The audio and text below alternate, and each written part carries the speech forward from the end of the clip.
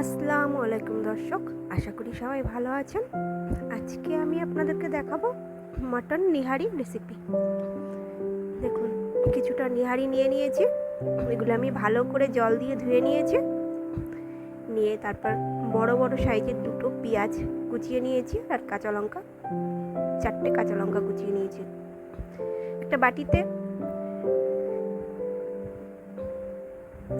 2 table spoon আদা বাটা দিলাম, 2 table spoon রসুন বাটা দিলাম,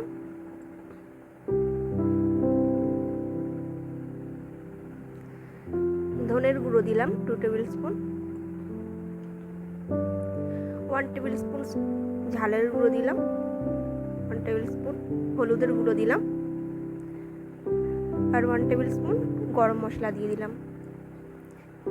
দিয়ে ভালো করে এটা জল দিয়ে মিশিয়ে নেব।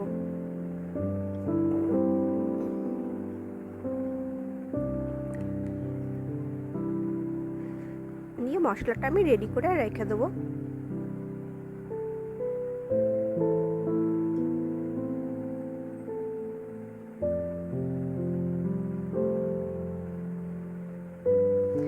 এবার আমি একটা প্রেসার কুকারে কিছু সর্ষের তেল নিয়ে নেব। এটা সর্ষের তেলেই রান্না হবে। এটা সর্ষের তেলেই রান্না করলে স্বাদটা বেশি ভালো হয়।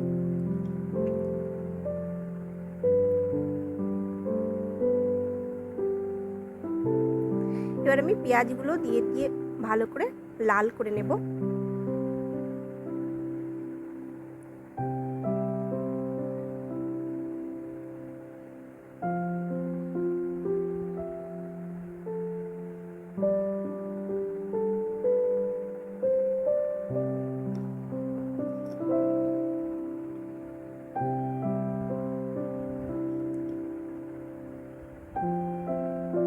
এবার আমি একটু গোটা গরম মশলা দিয়ে দেবো, একটু 2টো এলাচি, একটু দারচিনি আর তেজপাতা দিয়ে দিলাম তেলের মধ্যে।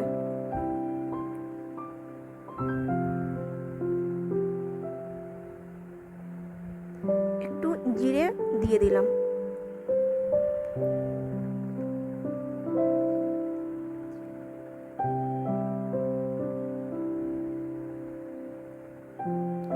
এবারে যে মশলাটা আমি রেডি করে রেখেছিলাম এটা আমি দিয়ে দেব।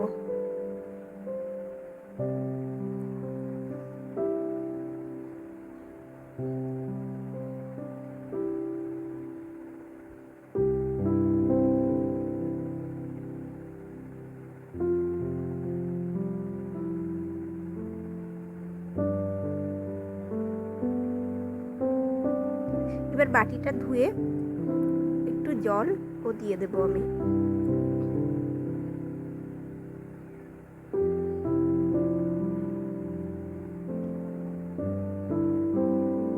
ভালো করে মশলাটা কষে নেব।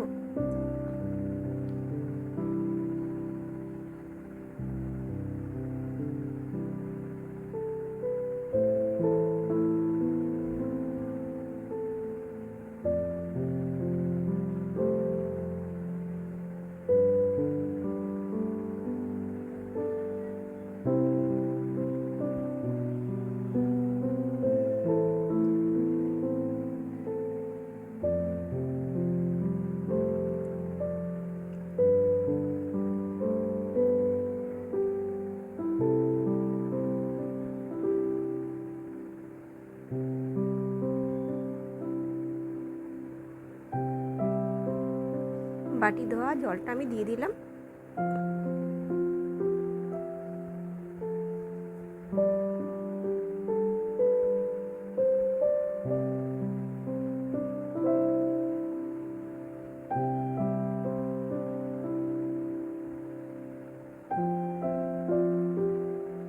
মশলা আমার ভালোভাবে কষা হয়ে গেছে।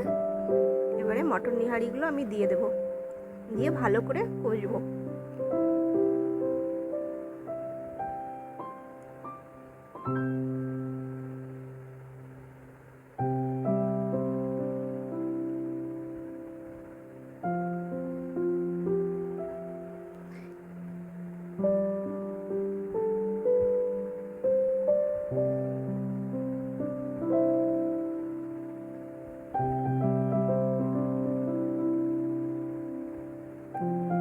প্রেশার কুকারে রান্না করলেই ভালো হয়, কারণ এটা হতে একটু টাইম লাগে। আর প্রেশার কুকারে হুইসেল দিলে তাড়াতাড়ি নরম হয়ে যায়, এটা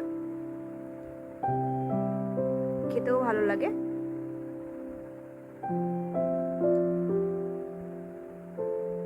এবার আমি লবণ দিয়ে দিলাম স্বাদ মতো।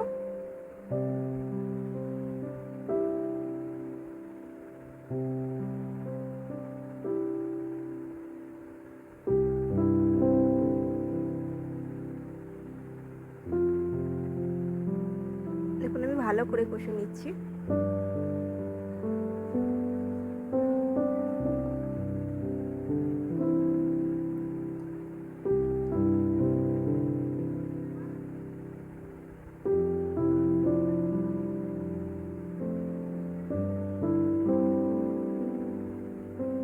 এবার আমি একটু গরম জল করে নিয়েছিলাম, গরম জলটা দিয়ে দিলাম।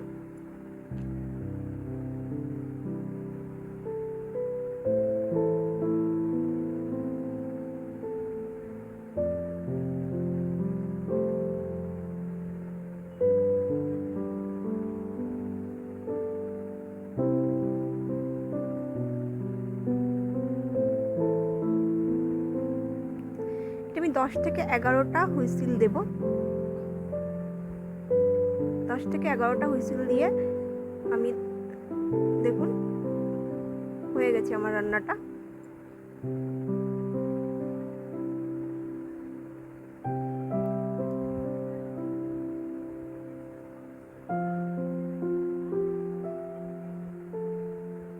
এবার আমি বাটিতে তুলে নেব।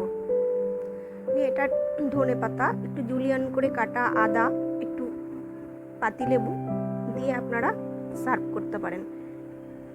এটা রুটি পরোটা সঙ্গে বেশি ভালো লাগে খেতে। এটা খুব হেলদিও, শীতের সময় এটা বেশি খেতে বলে।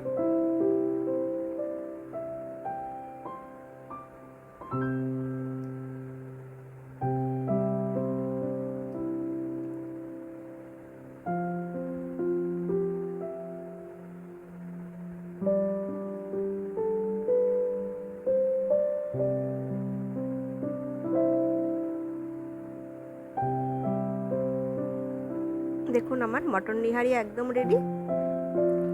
আমার রান্নাটা আপনাদের কেমন লেগেছে অবশ্যই জানাবেন।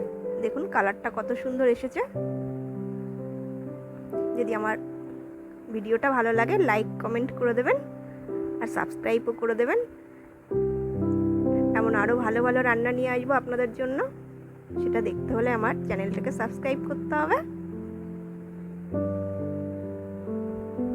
থ্যাংক ইউ সবাইকে আমার ভিডিওটা দেখার জন্য।